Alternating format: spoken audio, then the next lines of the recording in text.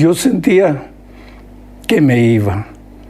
Los médicos humanamente no tenían que hacer. Pero Dios es Dios. Pasé 2 semanas en la unidad de tratamiento intensivo. Después me pasaron a un cuarto. Y este último viernes me liberaron, salí, ¿y sabe qué hora era? Era viernes, así cuando el sol ya se iba a poner. Es interesante, porque los pronósticos decían que todo el día sería nublado. Pero cuando aparecí en la puerta del hospital, porque finalmente los médicos me dieron de alta, el cielo se abrió y el sol brilló de una manera extraordinaria, como si Dios me sonriera y me dijera: hijo, una vez más has aprendido la lección de que aunque desde el punto de vista humano todo parece perdido, yo estoy presente.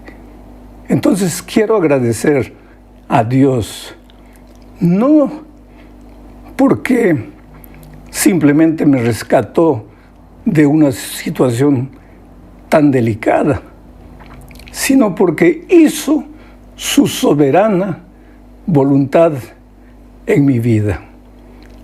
He aprendido lecciones valiosísimas y espero más adelante, cuando haya regresado a Brasil, a mi casa, porque ahora resta ese desafío. Necesito subir al avión, necesito estar con la oxigenación mínima para subir al avión. Pero gracias a Dios, honestamente te digo, creo que ya el próximo comentario lo voy a grabar desde casa. Gracias a ti por tus oraciones, por tu amor, por tu cariño. Eres lindo, eres amado de Dios. Y si este testimonio que estoy contando te va a ayudar a desarrollar más tu confianza en Dios, entonces gloria sea al Señor. Esta semana hablaremos de un nuevo y mejor pacto. El pacto antiguo en sí no tenía nada de errado, porque en el plan original de Dios era apenas tenía un propósito, y el propósito era llevarnos a Cristo. Sin embargo, ese plan tenía la participación humana. Los animales para ser sacrificados eran animales imperfectos. Y aunque los israelitas escogían lo mejor que tenían por orden divina, los mejores animales, los más sanos, desde el punto de vista humano, perfectos, eran animales y eran imperfectos, porque eran solo un símbolo para enseñar al pueblo que el verdadero Cordero de Dios vendría y sería sacrificado por nosotros. Por eso el versículo central de esta semana es Hebreos 8:6, y voy a leerlo comentando un poco. Dice así: pero nuestro sumo sacerdote ha recibido un ministerio mucho mejor. Está hablando de Cristo. Nuestro sumo sacerdote ha recibido un ministerio mucho mejor. Yo diría, un ministerio infinitamente superior, extraordinariamente sublime, porque Él era la realidad. Los animales eran apenas un símbolo. Los sacerdotes eran apenas un símbolo. Seres humanos, seres falibles, seres que hacían lo mejor que podían hacer, pero que ellos mismos necesitaban sacrificio por ellos. Por eso, el nuevo pacto, que es por gracia, no significa que el antiguo pacto, que también era por gracia, tuviera algo de errado en sí. No había nada, no había ningún problema. El problema es que en el antiguo pacto los seres humanos colocaron la mano. Y donde el ser humano coloca la mano, pues ¿qué dice la palabra de Dios? Hasta nuestras justicias, hasta lo que nosotros hacemos y nos parece bien, es como trapo de inmundicia. Entonces, por eso el ministerio de Jesús fue excelentemente superior. Ahora, sigo leyendo el texto. Dice, pero nuestro sumo sacerdote ha recibido un ministerio mucho mejor, pues es mediador de un pacto mejor, establecido sobre mejores promesas. ¿De qué promesas habla?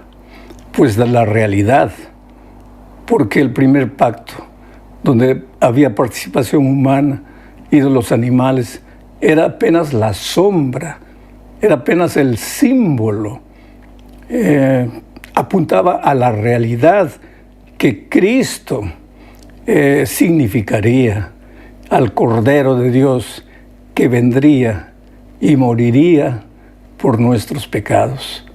Sigo leyendo el texto. Si el primer pacto hubiera sido perfecto, dice Pablo, no habría sido necesario un segundo pacto. Yo saco una lección de aquí. Nada de lo que el ser humano hace es perfecto.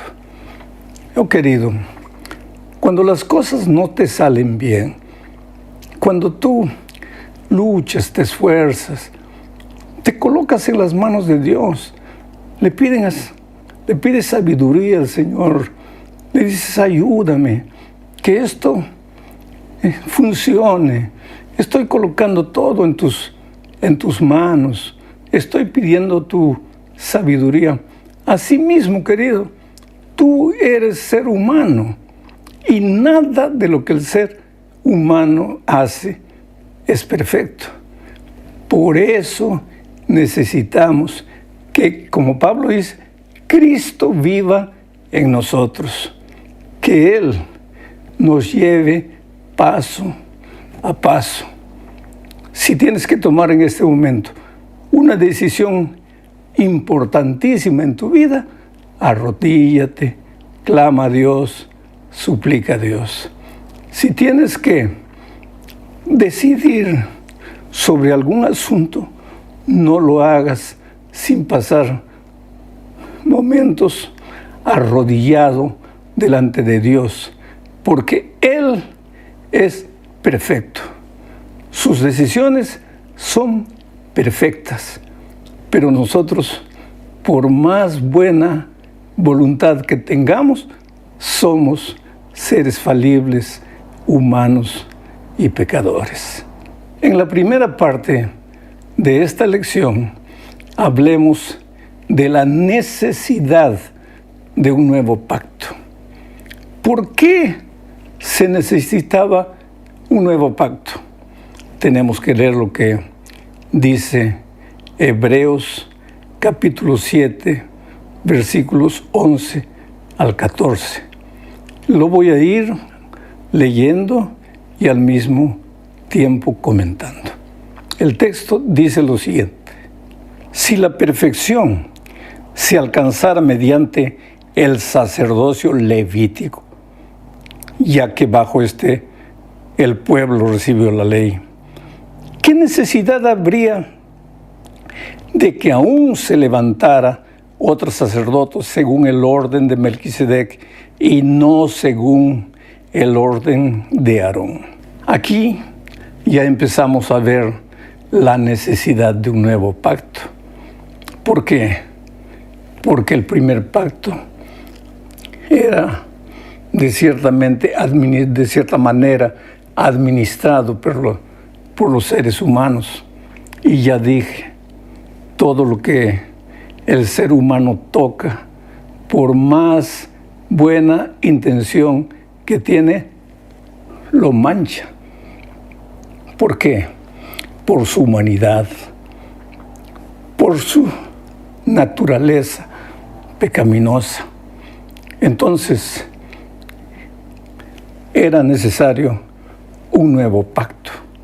Era necesario que los israelitas no se quedaran solamente entretenidos en el símbolo, en la sombra, sino que entendieran que el propósito de la sombra era llevarlos a Jesucristo, llevarlos a entender lo que significaba la venida del Cordero de Dios que quita el pecado del mundo.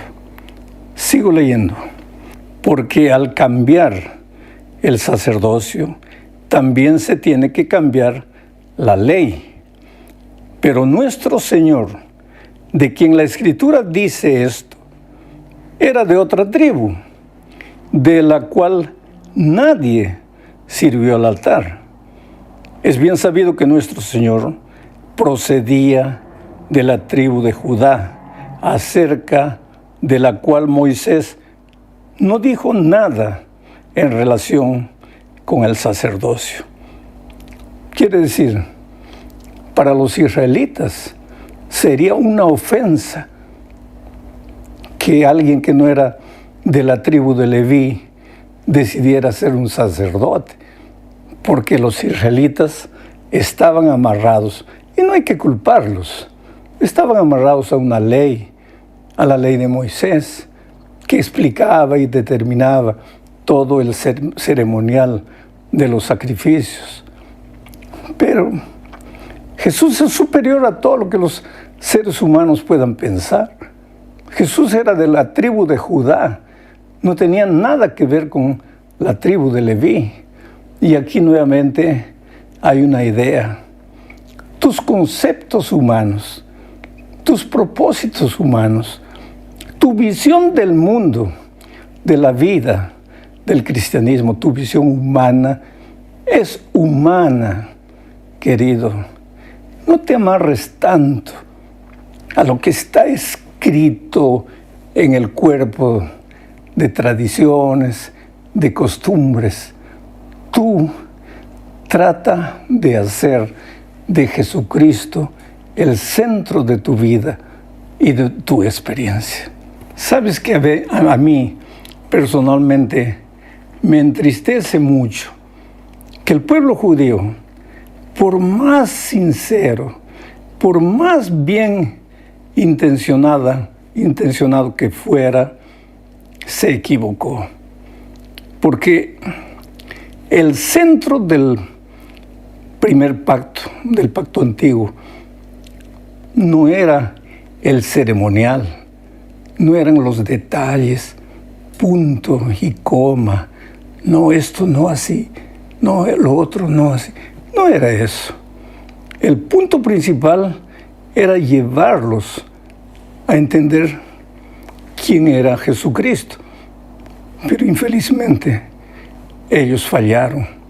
Por eso Gálatas 3, 23 al 27 dice lo siguiente: pero antes de que viniera la fe, estábamos confinados bajo la ley, encerrados para aquella fe que iba a ser revelada. Cuando se habla de la fe, aquí se está hablando de Jesús, el Cordero de Dios.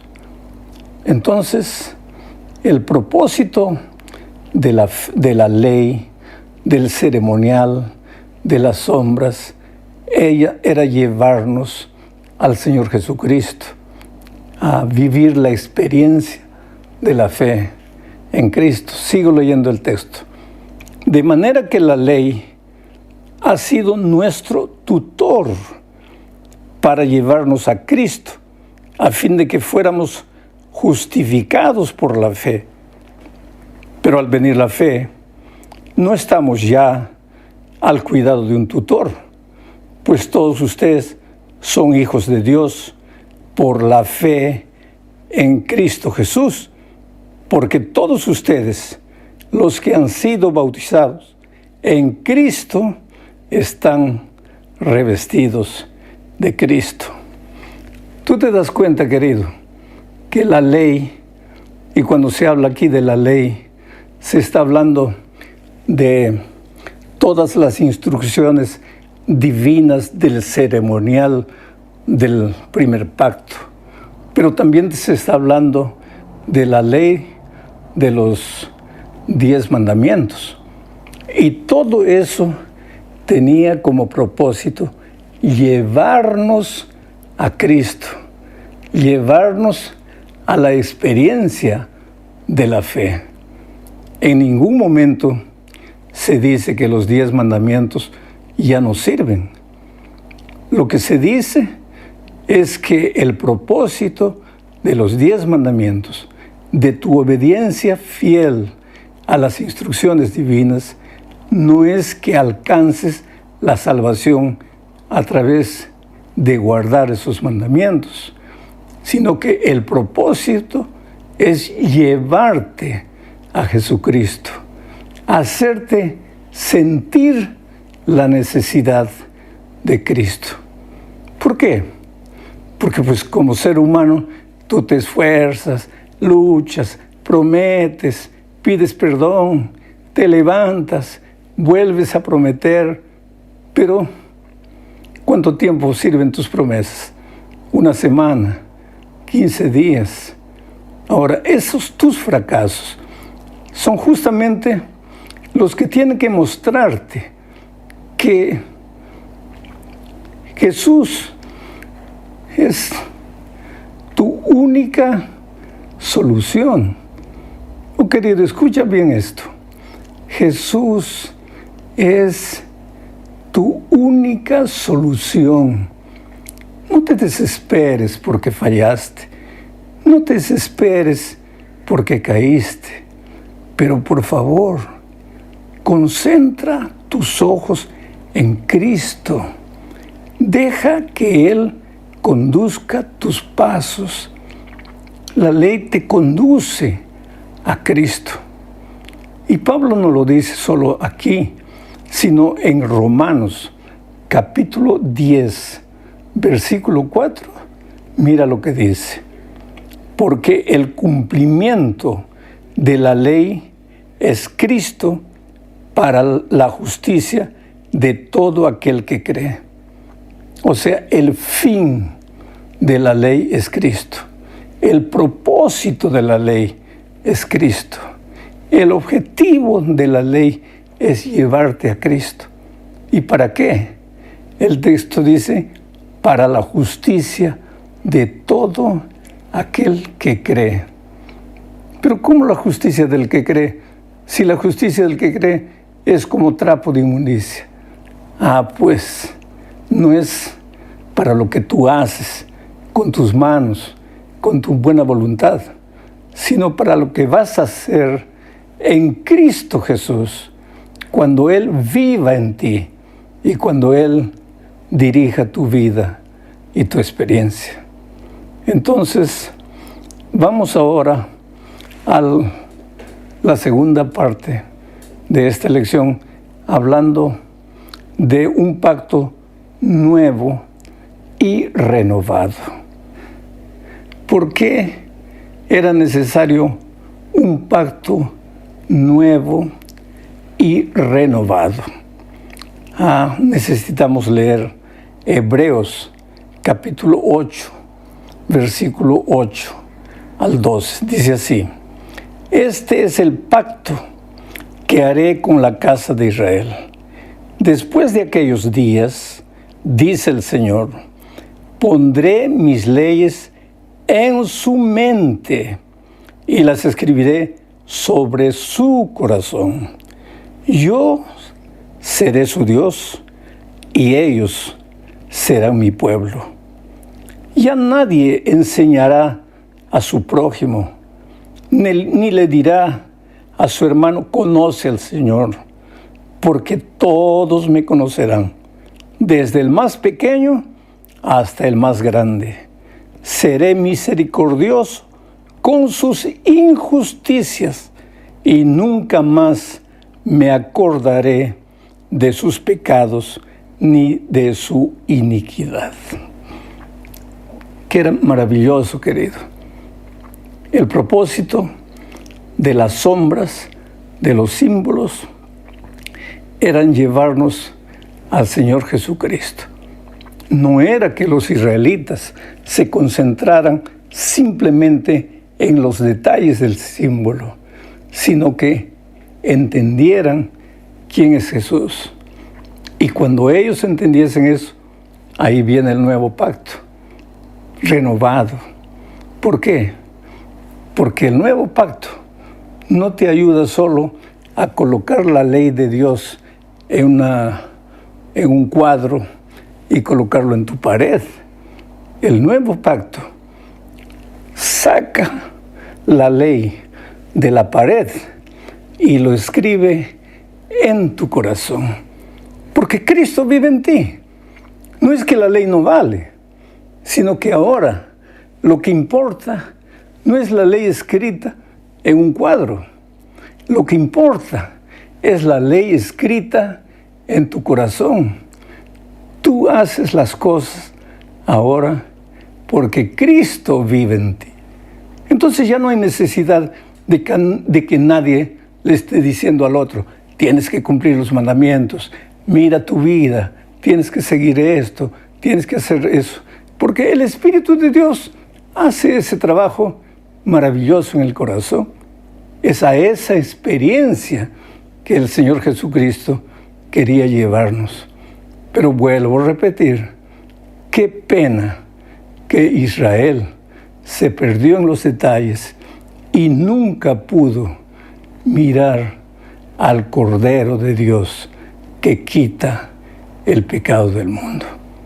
Mi amigo querido, llegamos al fin de este comentario, hablando de que el nuevo pacto resuelve los problemas del corazón. Te voy a leer solo 2 textos que muestran la desesperada realidad del ser humano.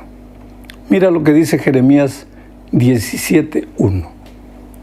El pecado de Judá está grabado con cincel de hierro y con punta de diamante. Está esculpido en la tabla de su corazón y en los cuernos de sus altares. El pecado está con diamante. Tú sabes que el diamante es una piedra preciosa, resistente a cualquier cosa. Y el pecado, dice aquí, de Israel, está en su corazón, esculpido, está grabado con diamante, con punta de hierro. En otras palabras, hagas lo que hagas, tu corazón es pecaminoso. No puedes, solo no puedes. Tú sabes que el objetivo de todas estas lecciones de Hebreos es llevarnos a Jesucristo, es hacer entendernos que como seres humanos, sin Cristo, no somos nada, no valemos nada, no podemos nada. Hay otro versículo que quiero leerte y es Jeremías 13:10. Dice así: este pueblo malvado, y mira, no está hablando aquí solo de Israel, está hablando de mí, está hablando de ti, está hablando de Israel, está hablando del ser humano a través de todas las generaciones.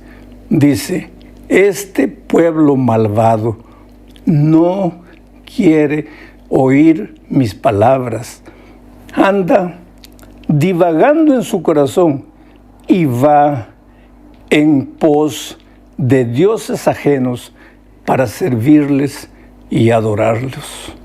Oh, mi amigo querido, ¿cómo sería diferente nuestra vida si aprendiésemos con humildad, con mansedumbre, a seguir las instrucciones divinas para nuestra vida? Al casarnos, al abrir un negocio, al buscar un empleo, al tomar decisiones. Pero ¿qué dice el texto de Jeremías aquí? Que el corazón malvado del ser humano cierra sus oídos a la palabra de Dios. Quiere hacer las cosas como Él quiere. ¿Y cuál es el resultado? Dolor, sufrimiento, lágrimas. Mira, si estás viviendo un momento difícil en tu vida, pregúntate, ¿no será que tomaste una decisión llevado por tus conceptos, llevado por tus ideas, o hasta llevado por el consejo de otro ser humano? Y la palabra de Dios y los consejos divinos. Hay una cosa interesante. La palabra de Dios no siempre dice lo que tú quieres que diga. No siempre te aconseja de la manera como tú quieres hacer las cosas. La palabra de Dios está ahí, está escrita. Y a través del Espíritu te habla al corazón. Pero tú tienes que ser humilde, suficiente, para aceptar esas palabras y aplicarlas a tu vida. Pero te digo una cosa, si en este momento estás sufriendo por causa de un hijo, por causa de la situación de tu matrimonio, si estás ahogado de deudas o si has caído en la vida espiritual, no te desesperes. Dios te ama. Tú eres precioso. Dios te llama. Te suplica que vengas, porque lo que más quiere es que seas feliz viviendo la experiencia de la salvación, con paz en tu corazón, delante de las adversidades más crueles de la vida. Que no te desesperes, que no te sientas solo, que no te sientas abandonado. El otro día alguien me preguntaba, pero pastor, yo no siento que Dios me ama. Es que, hijo, tú no necesitas sentir que Dios te ama. Tú necesitas creer que Dios te ama. Yo siempre digo, ¿te acuerdas del paralítico en el tanque de Betesda? Cuando Jesucristo le dijo, levántate, toma tu lecho y anda.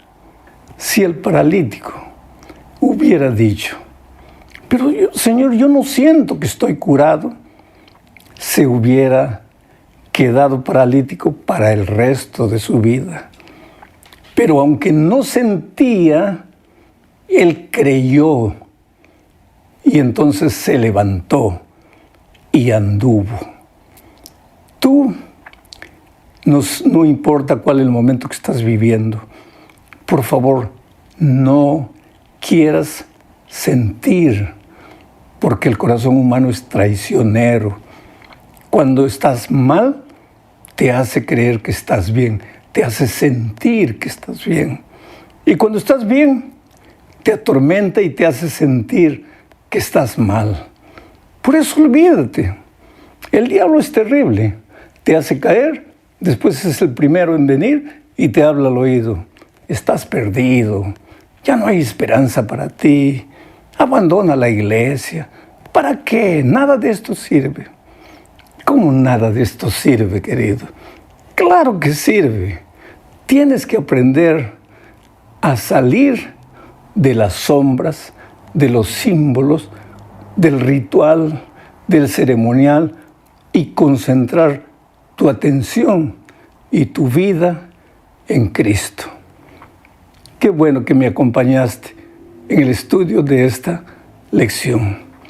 Una vez más, muchas gracias por tus oraciones. No sabes cómo me hizo tan bien saber que la Iglesia Mundial estaba orando por mí. Yo leo los comentarios que tú escribes en la lección de la escuela sabática, en mi explicación, y encuentro personas que dicen: pastor, ore por mi hijo, ore por mi hija, por mi familia.